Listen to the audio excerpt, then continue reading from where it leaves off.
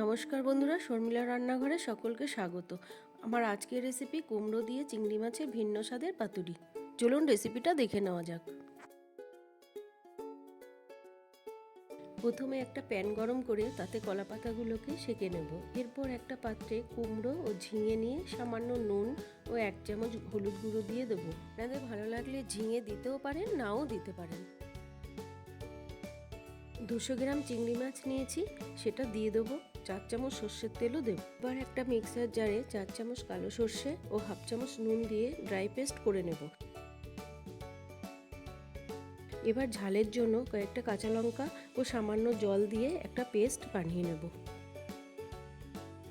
এই পেস্টটা দিয়ে ভালো করে সব কিছু মেখে নেব। স্বাদের জন্য সামান্য একটু চিনি দেব। এবার কলা পাতার ওপরে পুরোটা ঢেলে দেব। ওপর দিয়ে সামান্য একটু কাঁচা সর্ষের তেল দিয়ে দেব।